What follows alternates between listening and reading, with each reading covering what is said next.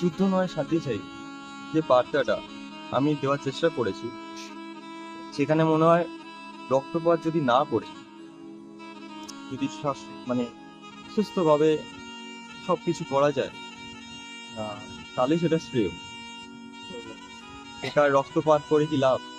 যদি শান্তিটাই যদি একটা সুন্দর সাদা পাড়ার মতন আকাশে যদি আমরা উঠতে দেখি শান্তিটাকে, সেটাকে তো আর রক্ত রাঙিয়ে লাভ নেই, তাকে নিজের মতন উঠতে দেওয়াই ভালো। তার মানে আপনার মনোভাব বোঝা যাচ্ছে যে যুদ্ধের জন্য বা অশান্তির জন্য সাদা পাখিটি লাল হয়েছে। মানে সে রক্তে মাখা হয়ে যাচ্ছে, কিন্তু তার আসল কালার হচ্ছে একদম সাদা, যাকে আমরা সাদা পায়রা যেমনি শান্তির প্রতীক। দেখতে ভাল লাগে, শান্তি প্রতীক, তো সেটাকে সাদা রাখাই বেটার।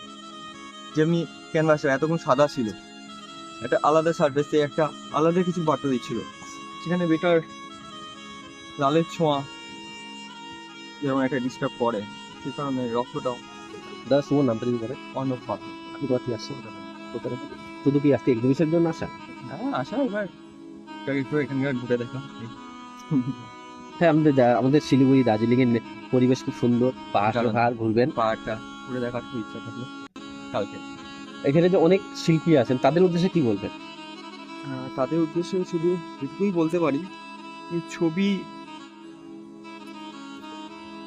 ভিতর থেকে আসাটা খুব দরকার, মন থেকে, মন থেকে। মানে মনে যেটা চাবে সেটাই ক্যানভাসে সেটাই করা দরকার, মানে ওতে ভালো খুব ড্রয়িং প্রয়োজন হয় না। মানে আমার স্কিল আছে, চলো ঠিক আছে, কিন্তু স্কিল ছাড়াও মনের ভাব প্রকাশের জন্যই এমন ছবি আঁকে। তো যদি মনের ভাব আমি যদি যে কোনো প্রকারই দেখাতে পারি সাদা পেজে, তাহলেই লোক যদি বুঝতে পারে, ওইটাই সার্থকতা। যে ওর জন্য যে বিশাল কিছু মানে fine drawing, fine colour matter করে না আমার মনে হয়। ছবি আঁকে মেইন কারণটা কি? মনের ভাব প্রকাশের জন্য। তো আমার মনের ভাব প্রকাশের জন্য যতটুকু দরকার যদি ছবিটা থাকে, যদি আমি কাউকে বোঝাতে পারি, ওইটাই আমার সার্থক। আপনি কত বছর ধরে আর্ট শিখছেন? শিখছি একদম, যদি বলেন এটা ছোট থেকে। তো আর্ট কত বছর হবে? তুই বলুন 25 বছর ধরে তো স্যারদের হাত থেকে শেখা, বাড়ি ফ্যামিলি কেন, আমি ছোটবেলা থেকেই স্কাল্পচারটা করি। আমার ফ্যামিলি বিজনেসই হচ্ছে প্রতিমা তৈরি। তো সেখান থেকে মানে ছোটবেলা জন্ম থেকেই ঠাকুর তৈরি দেখছি, তার সাথে সাথে রং ঘাটা এই করতে করতেই আছে। তাহলে সেখান থেকে আপনার হাতে করি, তারপর এবার বাড়ি থেকে হাতে করি প্রতিমা বাড়ি রং থেকে করা।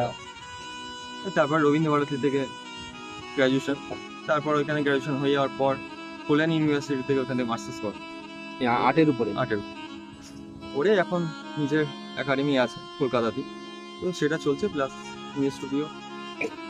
আর আজকে মনোজদার খুব আমার খুব কাছের একজন ব্যক্তি, তার রিকোয়েস্টে এখানে আসা, এসে সুন্দর পরিবেশটা দেখে এটাই মনে হলো যে সুন্দর পরিবেশটাকে সুন্দর রাখার জন্য জুতোটা খুব একটা খারাপ জিনিস, তো ওইটাকে এখানকার অ্যাটমসফিয়ার আয়োজন কতটা ভালো লাগতো? ওই নিজস্বতা যদি থাকে, ভালোবাসা যদি থাকে, তাহলে যে কোনো কাজই ভালো হবে। মানে উনি নিজের মন থেকে যেভাবে কাজটা করছেন, এটা খারাপ ভুল থাকতেই পারে, কিন্তু অন্তর থেকে করছে তো অটোমেটিক ভালো। Thank you.